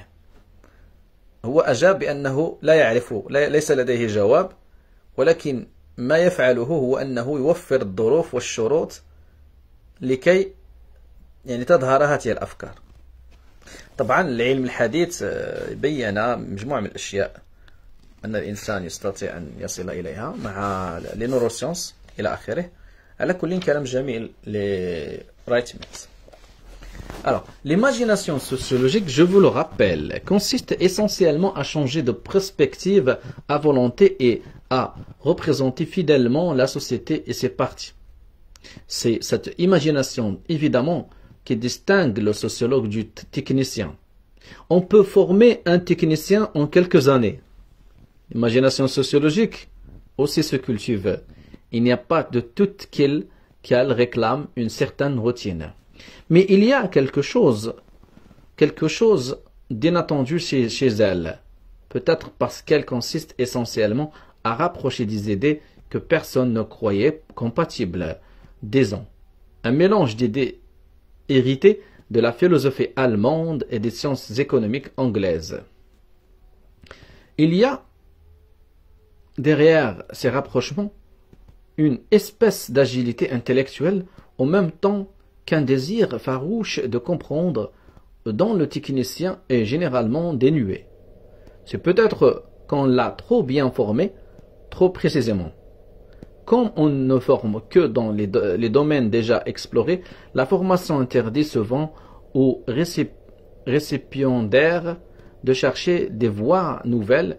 Elle incite à se révolter devant ce qui, d'abord, est nécessairement vague, sinon échevelé. Mais vous devez à tout prix vous accrocher à ces notions, à ces images décousues, si elles viennent de vous, et les exploiter jusqu'au bout, car c'est sous cette forme qu'apparaissent toujours les idées originales. Il y a moyen de stimuler l'imagination sociologique. 1. Au niveau concret, le classement des fiches, constamment repris. Vous videz les terroirs, vous mélangez ce qui était éparpillé et vous reclassez. Faites-le sans hâte. L'ampleur et la fréquence de ces remaniements seront en fonction des différents problèmes et de la tournure qu'ils prennent. Mais la mécanique n'est pas plus compliquée que cela. Évidemment, vous aurez à l'esprit les différents problèmes auxquels vous travaillez activement, mais vous tâcherez également d'accueillir passivement les soudures imprévues et fortuites. 2. Jouez avec les expressions et les mots par le truchement desquels les problèmes sont exprimés. Cherchez les synonymes dans le dictionnaire et dans les ouvrages techniques afin de recenser toutes les connotations. Vous en viendrez à élaborer les termes du problème et par conséquent à les définir d'une façon moins prosaïque et plus précise. C'est seulement en connaissant les divers sens qui s'attachent aux expressions que vous pourrez choisir ce qui réclame votre travail, que réclame votre travail. Mais il y a plus. Vous vous efforcerez toujours et surtout dans l'examen des énoncés théoriques de surveiller étroitement le niveau de généralité où se situent les grands concepts. Et vous aurez souvent intérêt à descendre de l'abstrait au concret. Cela fait, l'énoncé se subdivise en 2 ou en 3 éléments, dont chacun se situe dans une dimension différente. Vous aurez parfois à accomplir la démarche inverse. Vous éliminerez les déterminants et vous examinerez la conclusion ou l'énoncé ainsi modifié sous un jour plus abstrait afin de voir si vous pouvez en tirer davantage ou leur donner une forme plus complexe. Ainsi, et par le haut et par le bas, vous essayerez, poussé par le goût de la clarté, de fouiller les moindres aspects et les moindres implications de l'idée étudiée. 3. Classez les notions générales auxquelles vous aboutissez au cours de vos réflexions. Elles s'avéreront fécondes. Cherchez les types, leurs conditions et leurs conséquences deviendra vite un automatisme. Au lieu de vous contenter des classifications existantes, notamment celles que recommande le bon sens, vous cherchez les communs dénominateurs et les facteurs de différenciation, internes et intermédiaires. Il faut que les critères de classification soient explicites et systématiques. Pour cela, il faut prendre l'habitude de dresser des classifications multidimensionnelles. Celle-ci ne se limite pas aux matériaux quantitatifs. C'est même le meilleur moyen d'imaginer et de saisir des types nouveaux. En même temps qu'on critique et qu'on élucide les anciens. Abac, tables et diagrammes qualitatifs ne servent pas seulement à exposer Ce qu'on a déjà fait, ce sont d'authentiques instruments de production. Ils clarifient la dimension des types. Ils vous aident également à imaginer et à construire. En 15 ans, je n'ai pas écrit des pages de brouillon sans faire tant soit peu de classification multidimensionnelle. Ce qui ne veut pas dire que je les publie. La plupart vous claquent dans les mains car vous avez du moins appris quelque chose. Lorsqu'ils marchent, ils vous aident à penser plus clairement et à décrire plus explicitement. Vous découvrez ainsi l'étendue et les raisons des bases sur lesquelles vous réfléchissez et des faits que vous manipulez. La classification multidimensionnelle est au sociologue praticien ce que le schéma d'analyse logique est au bon grammairien. À plus d'un égard, la classification multidimensionnelle est la grammaire même de l'imagination sociologique. Comme toute grammaire, il faut la tenir en bride et l'empêcher d'outrepasser les tâches qu'on lui assigne. 4. Il arrive souvent que, pour bien voir, il faille tourner résolument le dos à ce qu'on étudie.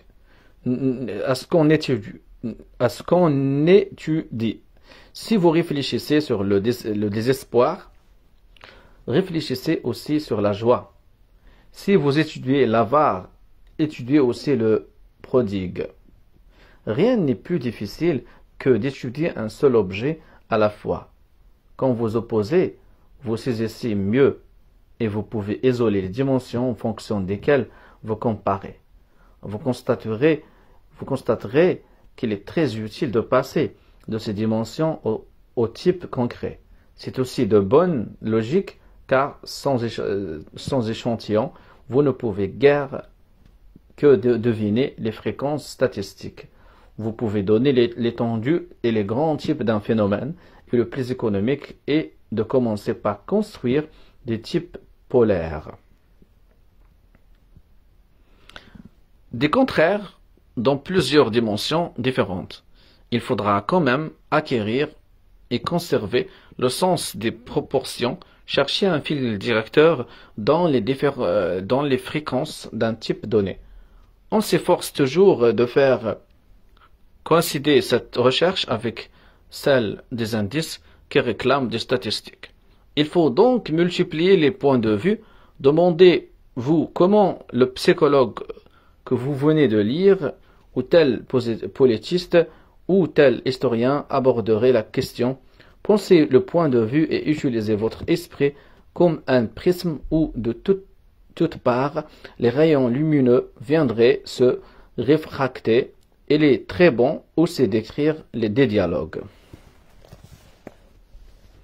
Vous vous surprendrez souvent à contester et en essayant de comprendre un nouveau champ intellectuel, commencez par exposer le pour et le contre. Connaître la littérature du problème, c'est être en mesure de situer les champions et les adversaires de n'importe quel point de vue.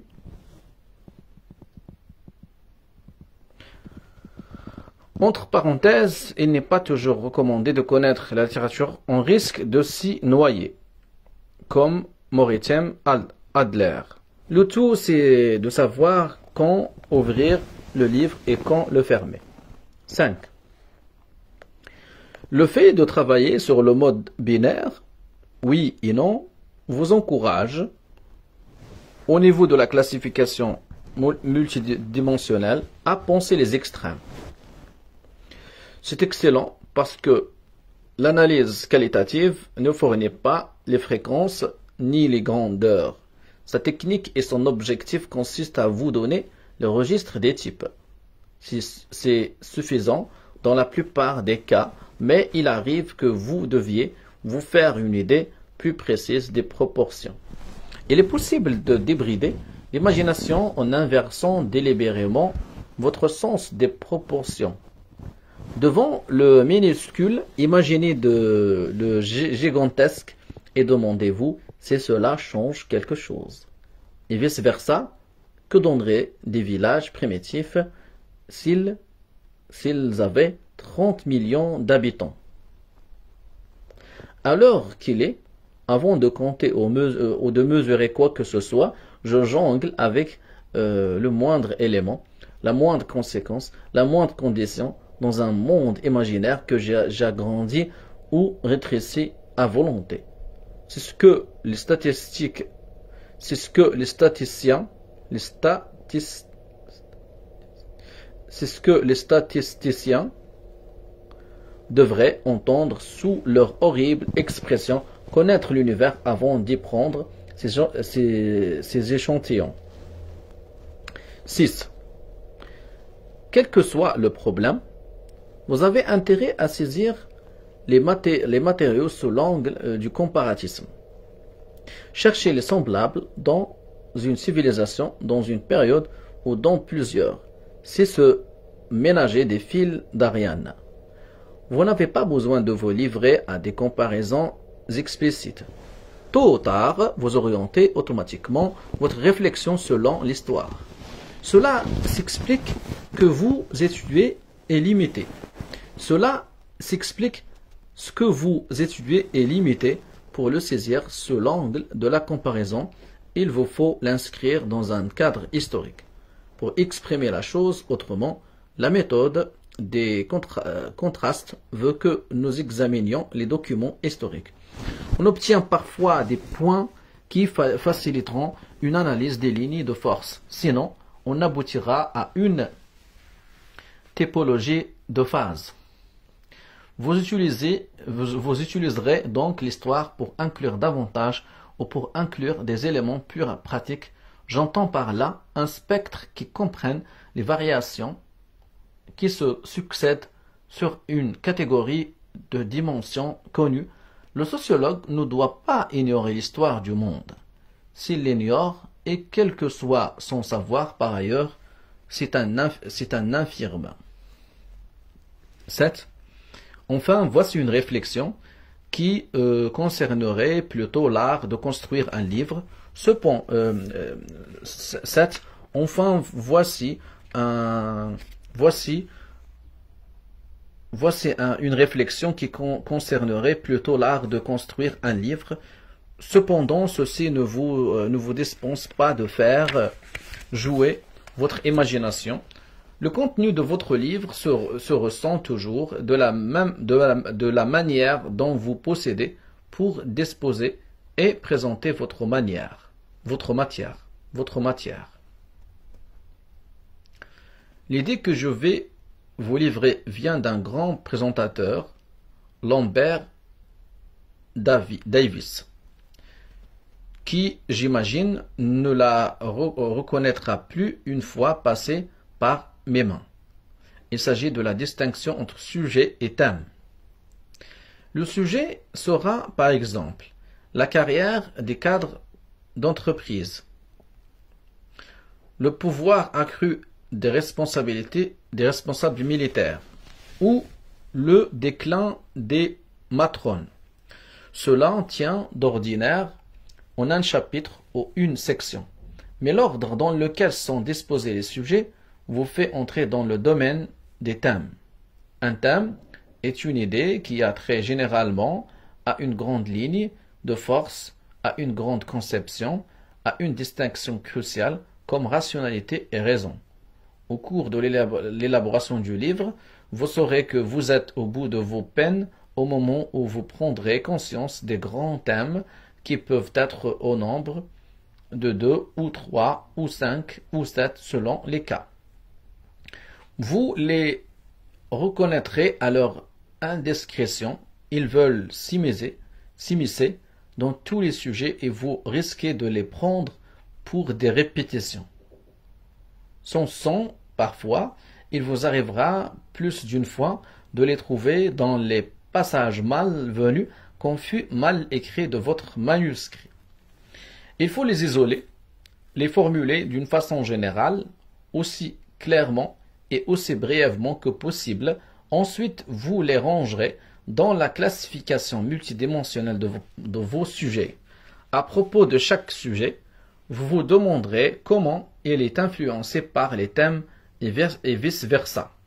Parfois, un thème demande un chapitre ou une section à lui seul. soit au début pour l'introduire, soit à la fin pour résumer.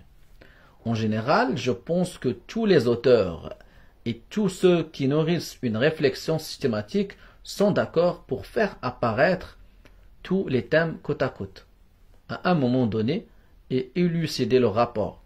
Souvent, mais pas toujours, on peut le faire au début. Généralement, dans un ouvrage bien construit, on le fera à la fin. Et tout au long de l'ouvrage, vous vous efforcerez de rapporter les thèmes au sujet. C'est plus facile à dire qu'à faire, car ce n'est pas toujours si mécanique qu'il y paraît.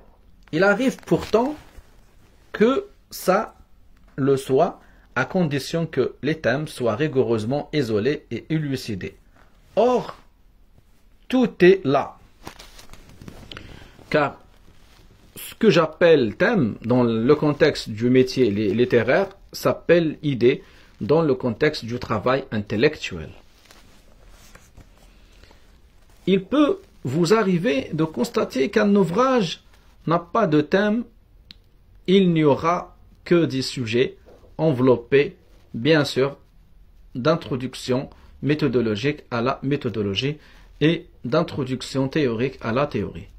Elles sont indispensables à ceux qui écrivent sans idée, tout comme l'intelligibilité.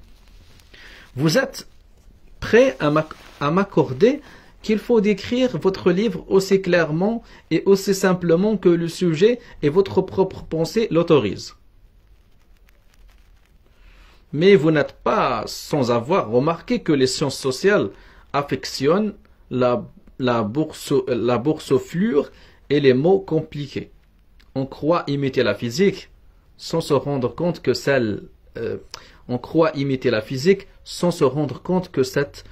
prose-là n'est pas indispensable.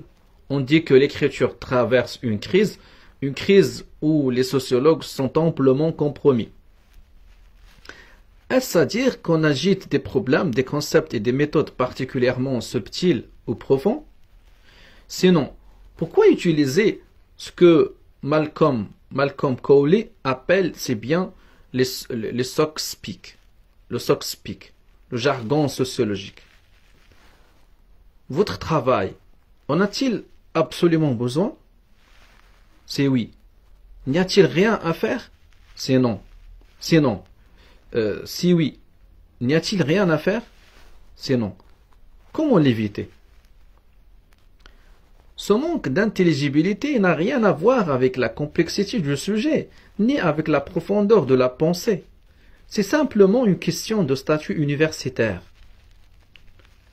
Dans l'université d'aujourd'hui, celui qui écrit des choses que tout le monde peut comprendre se verra traité de littéraire ou de journaliste. Ajib. كلام خطير. كلام جميل. قال لك في الجامعة اليوم الذي يكتب أشياء واضحة يعني مكتوبة بأسلوب جيد يعتبر فقط أدبيا وصحفيا. يعني بالنسبة للسوسيولوجيين الذي يكتب بأسلوب جيد وواضح وبلغة جميلة يعني قال لك يعتبر فقط يعني أدبي وصحفي وهذا خطأ يعني بالنسبة له. Vous savez peut-être déjà ce que cela veut dire. On est superficiel parce qu'on est lisible. L'universitaire américain s'efforce de mener une vie intellectuelle sérieuse dans un milieu social qui la réprouve. Son prestige doit compenser les grandes valeurs qu'il sacrifiait en choisissant sa carrière. Pour lui, le prestige ne va pas sans un statut d'homme de science. يعني هو ينتقد السوسيولوجيين الامريكيين انذاك يقول لك بانهم هما يرفضوا شي واحد يكتب بهذا الوضوح ويقول بانهم هما ذاك النوع اللي يقلب على يعني المكانه وهذا الى اخره. هذا الشيء اللي وقع يعني ما يحصل الان في المغرب او في الجزائر نفس الشيء انه سوسيولوجي اليوم يعني غرافطه كوستيم يتكلم في الميكروفون ابخي فهو يرفض مثلا السوسيولوجيا اللي ملتصقه بالمجتمع. ما السوسيولوجيا تكون ملتصقة بالمجتمع والإنسان. Être traité de journaliste, c'est perdre dignité et profondeur. Et cela explique, je crois, le vocabulaire recherché et le style compliqué. Il est facile à adopter. C'est devenu une convention. Ceux qui ne la respectent pas encourent la réprobation morale. Loi des médiocres, désireux d'exclure ceux qui se signalent à l'attention des gens intelligents, universitaires ou pas. يعني هو كان يعاني من الإقصاء لأنه الفكر ديالو كان لا يناسب بعض السوسيولوجيين التقليديين. فكر شارل رايت ميلز. Écrire, c'est prétendre se faire écouter. Telle est la loi de tout style. C'est aussi revendiquer au moins un statut suffisant pour se faire lire. Le jeune universitaire revendique l'un et l'autre. Et comme ils se sont mal placés dans la collectivité, ils revendiquent le statut avant de prétendre à l'attention du lecteur. De fait, en Amérique, les érudits les plus éminents jouissent d'un statut médiocre auprès du grand public. Et la sociologie représente un cas extrême. Son style s'est créé à une époque où les sociologues jouissaient d'un statut misérable, même auprès de leurs collègues. Le besoin de statut explique pourquoi les universitaires tombent si facilement dans l'inintelligibilité. Et inversement, ceci explique qu'ils ne jouissent pas du statut qu'ils convoitent. Cercle vicieux, si l'on est, mais cercle que l'intellectuel peut aisément briser. Pour vous sortir de la prose universitaire, pour vous sortir de la prose universitaire, il vous faut d'abord quitter la pause universitaire. عجيب كلام رائع جدا. قال لك يعني شارل رايت ميلز أنه للخروج من هذه يعني لا بروز universitaire، يعني كأنه يقول للسوسيولوجيين بما أنهم يرفضون الإنسان الذي يفكر ويبدع وكذا، كأنهم لديهم شعارات وأبيات شعرية وكذا، يعني يقول لك للخروج من هذه المسألة يجب عليك أن تخرج أو أن يعني تغادر الراحة يعني الجامعية، la pause universitaire. Au lieu d'étudier la grammaire et les racines du vieil anglais, essayez donc de répondre aux trois questions suivantes. Quel est le degré de difficulté et de complexité de mon projet? 2. Lorsque j'écris, quel est le statut auquel je prétends? 3. Pour qui est-ce que j'entends décrire? إذا قال لك للخروج من هذا مثلا يعني بدل يعني أعطى مثال، قال لك بدل دراسة مثلا القواعد ولا غرامير ويعني أصولها في الإنجليزية القديمة وكذا، يجب علينا أن نجيب على الأسئلة التالية. الأسئلة التالية وهي quel est le degré de difficulté، يعني ما هي درجة صعوبة وتعقيد مشروعي السوسيولوجي. عندما أكتب lorsque j'écris quel est le statut auquel je prétends، ثم يعني ما هو الوضع الذي يعني أريد أن أصل إليه. pour qui est-ce que j'entends décrire، لمن أكتب، هذه أسئلة مهمة. 1. Réponse. جواب. Mon sujet n'est jamais aussi difficile et aussi complexe que ma prose. À preuve, la facilité avec laquelle on peut traduire en clair 95% des ouvrages de sociologie. Mais, direz-vous, on a pourtant besoin de termes techniques. Bien sûr, mais technique ne veut pas dire difficulté. عجيب كلام رائع. يقول رايت ميلز أنه نستطيع أن نترجم الكتب السوسيولوجية 95% منها بوضوح. Mais diriez-vous، وستقولون لي ولكن نحتاج إلى مصطلحات تقنية. سيجيبهم نعم نحتاج إلى مصطلحات تقنية، ولكن التقنية لا تعني الصعوبة وأنك تصعب على الناس. Bien sûr, mais technique ne veut pas dire difficulté, encore moins jargon. Ces termes techniques sont réellement nécessaires et en même temps clairs et précis, il n'est pas difficile de les utiliser dans un contexte de langage correct et de faire comprendre leur sens au lecteur. Vous objecterez peut-être que les mots ordinaires sont chargés de valeur et d'affectivité et qu'il vaut mieux les remplacer par des mots nouveaux ou par des mots techniques. À quoi je répondrai, il est vrai que les mots ordinaires sont chargés, mais bien des termes techniques de sociologie le sont aussi. عجيب كلام رائع. يقول مثلا أنكم ستعترضون علي وتقولون بأن الكلمات العادية في اللغة العادية هي فيها حمولة ومعاني إلى آخره. وسيجيبون يقول لهم حتى المصطلحات السوسيولوجية التي تستخدمونها في السوسيولوجيا les mots techniques هي أيضا لها حمولة في اللغة العادية. Écrire clairement, c'est peser précisément ses charges. C'est dire exactement ce que vous voulez dire, de telle sorte que les autres le comprennent et ne comprennent rien d'autre. Imaginez que la signification que vous voulez mettre dans le mot tient dans un cercle de 2 mètres ou de 2 mètres de diamètre, où vous êtes installé, que la signification perçue par le lecteur tient dans un autre cercle de 2 mètres, où il est installé aussi. Les cercles sont séquents. La surface commune aux 2 cercles représente l'aire de compréhension mutuelle. La surface du cercle du lecteur qui est extérieure au vôtre constitue l'aire de signification anarchique. Là, il invente la surface de votre cercle qui ne recoupe pas le sien, mesure votre échec. Ça ne passe pas. L'art d'écrire consiste à faire coïncider exactement les 2 cercles de signification à écrire de telle sorte que vous et votre lecteur vous vous trouviez dans le même cercle de signification contrôlée.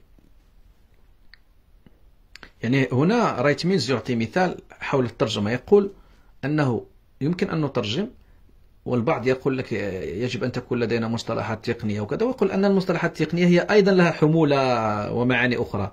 إذن فقط يجب علينا حسن استعمال المصطلحات في اللغة السوسيولوجية بالنسبة لشارل رايت ميلز، وأنه عندما تكتب يجب أن توصل المعنى للآخر، أنه يفهم المراد. هذا هو الأساس. Le soc speak n'a donc rien à voir avec la complexité du sujet ou de la pensée. On s'en sert presque exclusivement pour faire valoir des prétentions universitaires. Écrire de cette façon, c'est dire au lecteur, sans qu'on s'en rende compte d'ailleurs, je m'en vais veut dire quelque chose de si compliqué que si vous voulez comprendre, il faudra d'abord apprendre mon difficile langage. Pour l'instant, vous n'êtes qu'un journaliste, un profane, un sous-homme. 2. Avant de répondre à la seconde question, il faut distinguer 2 façons de présenter un ouvrage de sociologie selon l'idée que l'auteur se fait de lui-même et selon sa voix. Première façon, l'homme tantôt crie, tantôt murmure, tantôt ricane. Mais on sait toujours qu'il est là. On sait aussi de quel homme il s'agit. Confiant, nervosé, franc ou enveloppé, c'est effectivement un foyer d'expérience et de raisonnement. Et voilà qu'il a trouvé quelque chose, et il nous dit quoi, et il nous dit comment. Cette voix qui se fait entendre derrière la plus belle page de la langue anglaise. Seconde façon, aucune voix ne se fait entendre. Ce degré d'écriture n'est pas vocal, c'est un son autonome, c'est de la prose manufacturée, c'est plein de jargon, mais surtout c'est maniéré. Ce n'est pas seulement impersonnel, c'est ostensiblement impersonnel. Les communiqués officiels sont quelquefois rédigés comme cela, les lettres d'affaires aussi, les ouvrages de sociologie très souvent, hormis le cas de certains grands stylistes, toute écriture est mauvaise qui ne saurait naturellement passer par les lèvres humaines. 3. Et ceux qui entendent la voix, un auteur doit toujours savoir à qui il s'adresse et ce qu'il pense de son public. Ce n'est pas simple, il faut savoir décider à propos de soi-même et connaître les publics qui lisent les livres. Écrire, c'est prétendre se faire lire, mais par qui? Un de mes collègues Lionel Trilling a répondu à cette question et a bien voulu me laisser l'exprimer à sa place. Il faut supposer qu'on vous demande de parler sur un sujet que vous connaissez bien devant un auditoire d'étudiants et d'enseignants qui appartiennent à tous les départements d'une université renommée et devant des curieux venus d'une ville voisine. Imaginez-vous que cet auditoire est devant vous et qu'il a le droit de savoir. Imaginez-vous aussi que vous voulez lui apprendre des choses. Et maintenant, écrivez. Le sociologue qui rédige a le choix entre 4 façons de faire. S'il admet qu'il est une voix et se met dans les conditions que je viens de décrire, il tentera d'écrire une prose lisible. S'il se suppose une voix, mais ne connaît pas de public, il donnera aisément dans l'inintelligible. Celui-là doit veiller au grain s'il se prend moins pour une voix que pour le canal d'un son impersonnel, et s'il trouve un public, ce sera un monstre sacré. Si enfin, sans connaître le son de sa propre voix, il ne trouve pas de public, mais parle dans un désert où personne ne recueille ses paroles, alors nous avons affaire à une vraie machine à prose. C'est un son autonome perdu dans une immense salle vide. C'est terrifiant. C'est du Kafka. Nous sommes aux lisières de la raison.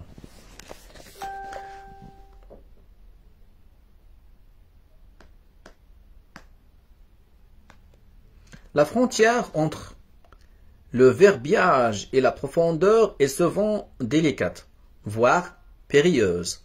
On ne peut nier le curieux sortilège dont tombent victimes ceux qui, rappelons-nous le poème de Whitman, commençant leurs études, prennent tant de terribles plaisirs à leurs premiers pas qu'ils n'iront jamais plus loin. Le langage est un univers merveilleux par lui-même, mais plongé dans cet univers, nous ne devons pas prendre la confusion des commencements pour la profondeur des résultats. Universitaire, vous devez vous considérer comme un représentant du beau langage et vous devez vous astreindre à assumer en écrivant et en parlant le discours de l'homme civilisé. Dernier point, concernant les interférences entre pensée et écriture, si vous écrivez seulement en tenant compte de ce que Hans Reichenbach a appelé le contexte de découverte, peu de gens vous comprendront. En outre, vous exprimerez une pensée très subjective. Pour la rendre objective, il vous faut travailler dans le contexte de représentation. Tout d'abord, vous présentez votre idée, c'est ce qu'on appelle souvent penser clairement. Cela fait, vous la présentez aux autres et vous vous apercevrez plus d'une fois qu'elle n'est pas encore assez claire. Vous êtes alors dans le contexte de présentation. Et vous arrivera en présentant votre pensée de la modifier, non seulement dans la forme de son énoncé, mais souvent aussi dans sa teneur. Les idées vous viendront à mesure que vous travaillerez dans le contexte de présentation. En somme, ce sera un nouveau contexte de découverte, différent de l'original, situé à un niveau plus élevé, parce qu'il aura une plus grande objectivité sociale. Ici encore, la pensée et l'écriture sont liées. Il faut avancer et reculer entre ces deux contextes et sachez chaque fois quelle direction vous prenez.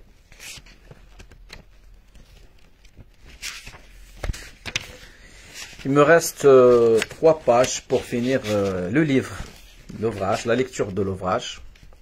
Alors, vous avez maintenant compris que l'on ne se lance pas dans un projet, on y travaille déjà, soit de façon personnelle, dans les fiches, dans les notes comprend en bouquinant, soit au cours de travail dirigé.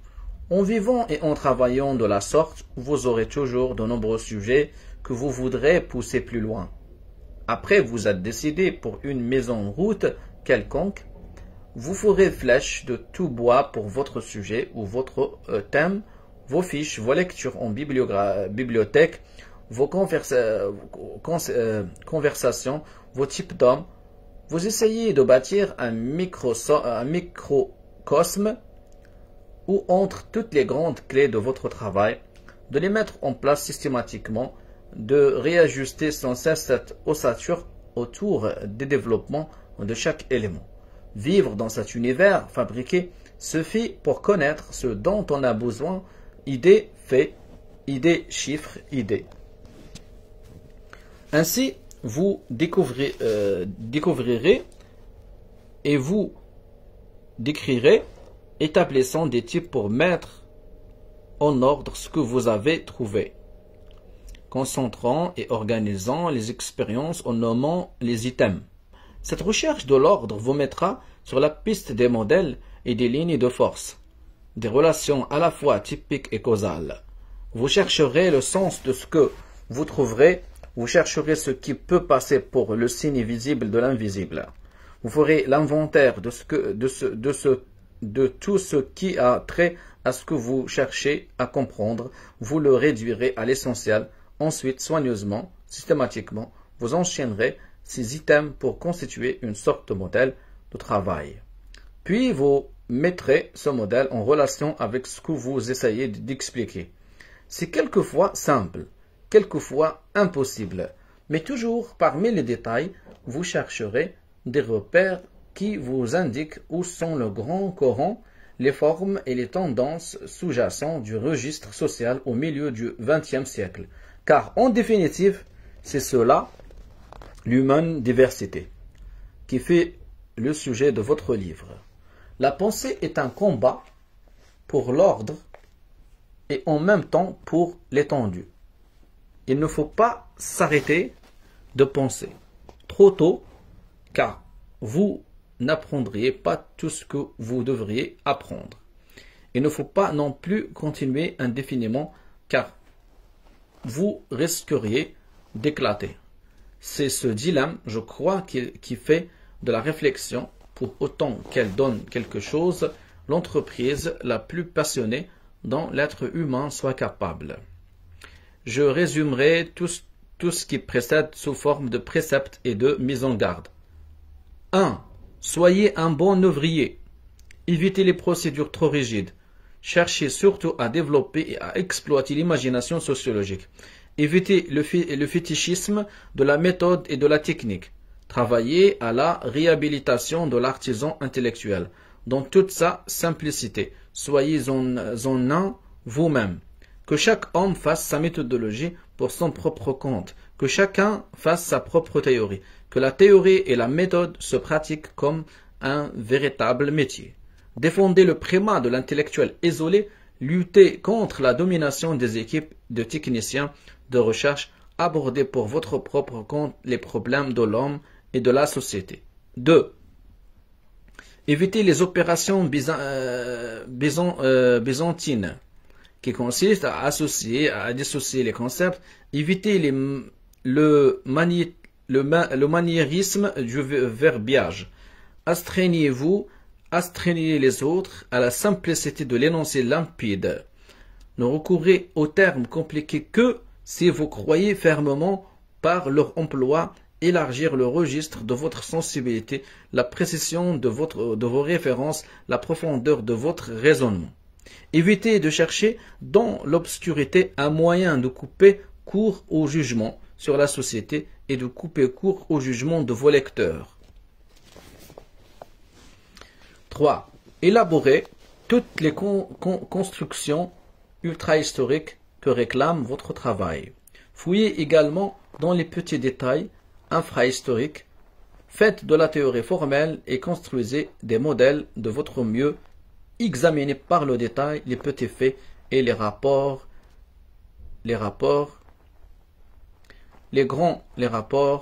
les grands événements uniques également, mais ne soyez pas fanatiques. Articulez tout ce travail étroitement et continuellement sur la réalité historique. Ne vous imaginez pas que quelqu'un d'autre, un jour, quelque part, le fera à votre place. Prenez pour tâche de définir cette réalité. Formulez vos problèmes en la respectant. Essayez de résoudre ces problèmes à son niveau et par conséquent, de résoudre les enjeux et les épreuves qu'il recouvre. N'écrivez pas 3 pages sans avoir à l'esprit un exemple bien solide. 4. Ne vous contentez pas d'étudier un petit milieu après l'autre. Étudiez les structures sociales où s'inscrivent ces milieux.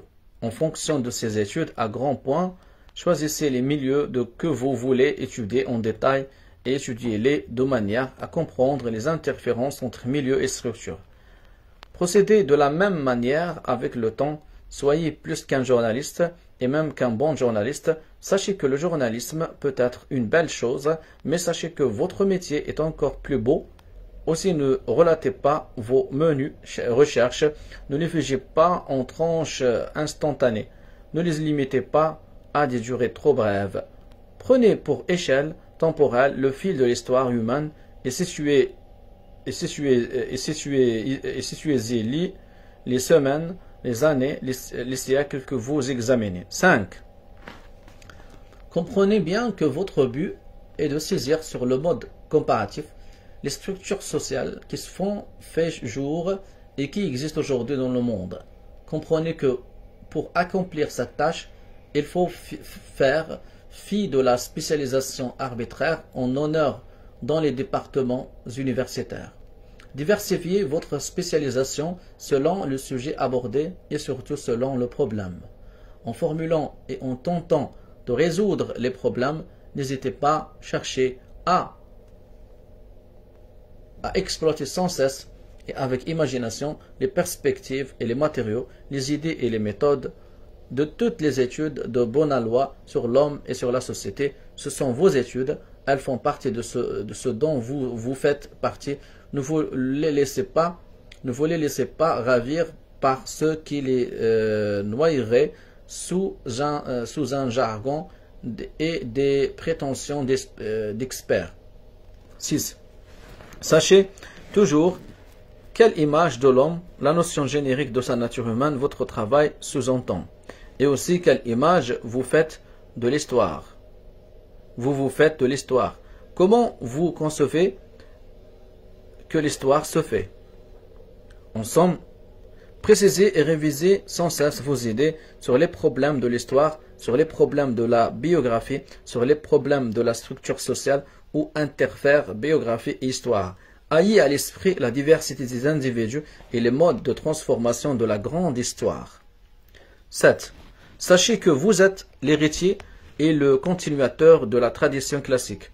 Aussi, ne tentez pas de comprendre l'homme comme un fragment isolé, ni comme un champ intelligible, un système en soi et de soi.